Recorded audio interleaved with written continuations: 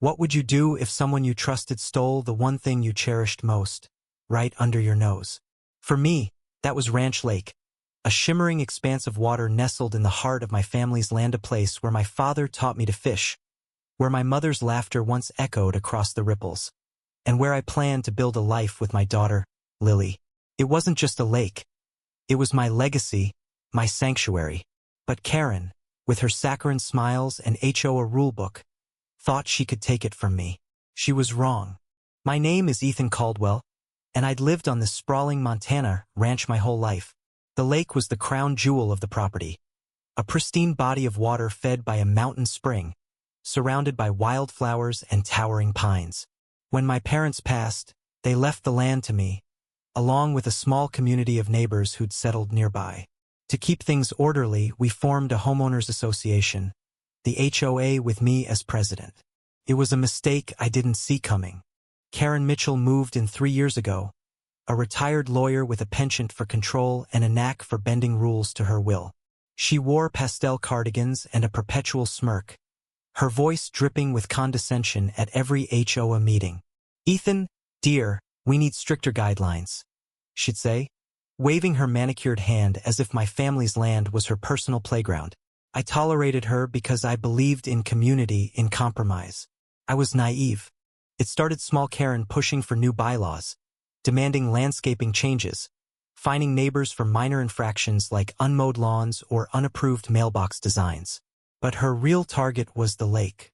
She'd linger by its shore, eyeing it like a predator sizing up prey. "It's underutilized," she'd say.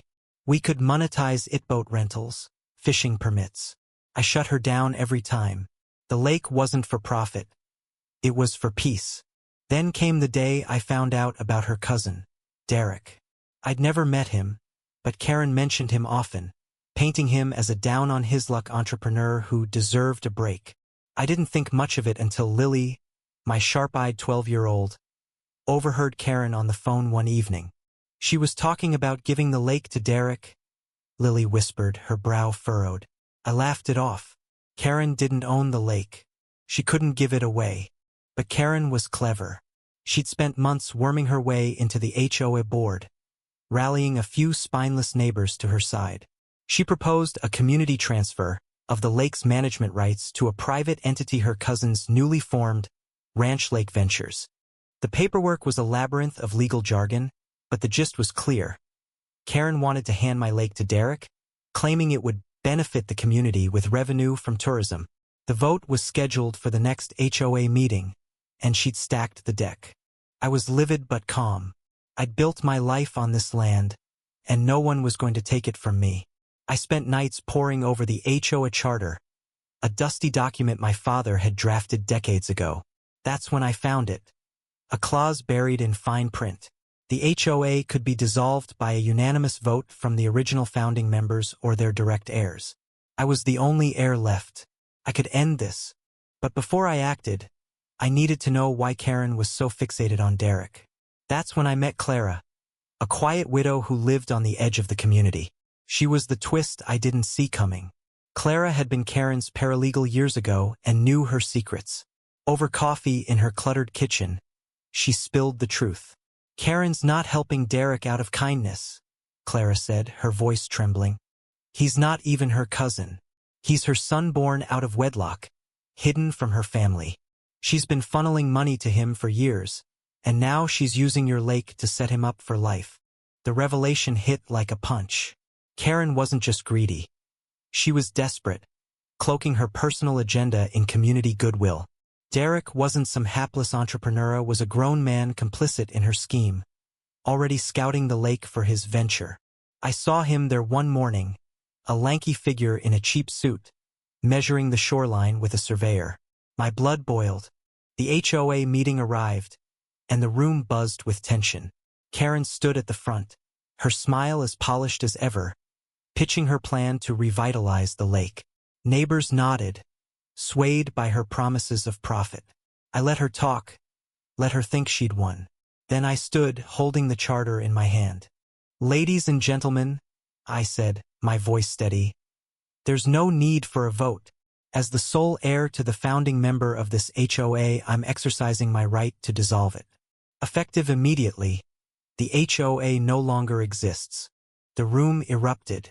Karen's face went pale, her mouth opening and closing like a fish out of water. "You can't do that," she sputtered, clutching her rulebook. But I could, and I did. The charter was clear, and I'd already filed the dissolution papers with the county. The lake, the land, everything was mine again. That night I didn't sleep. I walked to the lake, its surface reflecting a sky full of stars. I thought of my parents, of Lily, of the life I wanted to protect. But the victory felt hollow. Karen's betrayal wasn't just about the lake. It was about trust, about the community I'd believed in. I'd won, but at what cost? The next morning, Derek showed up at my door, his face a mix of anger and desperation. "You ruined everything," he said, his voice shaking. "Karen told me the lake was mine. She said it was my chance." I almost pitied him, almost. He was as much a pawn in her game as the rest of us. But pity doesn't erase betrayal. Clara's words haunted me in the days that followed. Karen's son, not her cousin. A secret she'd buried so deep it twisted her into someone who'd steal from her neighbors to protect it. I could have exposed her, could have told the community the truth. But what would it gain? The HOA was gone, the lake was mine, and Karen was leaving, her reputation in tatters. Yet the story doesn't end with triumph. A week later, Lily found a letter slipped under our door. It was from Karen, written in her precise, looping handwriting. "You think you've won, Ethan," it read. "But you've lost more than you know. The lake was never about money. It was about family. You'll understand one day, when you have nothing left but your pride." Her words stung, not because they were true, but because they forced me to confront the cost of my victory. Dissolving the HOA hadn't just reclaimed the lake. It had fractured the community. Neighbors who'd once waved hello now avoided my gaze. Clara stopped coming to the lake, her guilt over betraying Karen's secret weighing too heavily. Even Lily seemed quieter, as if she sensed the rift I'd created. I stood by the lake one evening, watching the sun dip below the horizon. It was mine again, every inch, just as I'd fought for. But the water felt colder, the air heavier. I'd reclaimed my legacy, but I'd lost the warmth of the community I'd once cherished. Karen's betrayal had cost her everything, but Minami's stubborn refusal to compromise, my need to win, had cost me something too. Maybe not the lake, but something just as vital: the trust of those around me. Lily joined me, slipping her hand into mine. "It's still beautiful, Dad," she said, her voice soft but certain. I squeezed her hand, hoping she was right. But as the last light faded, I couldn't shake the feeling that I'd traded one loss for another. The lake was mine, but the victory was bitter, and the ripples of my choice would linger long after the stars came out. Nd.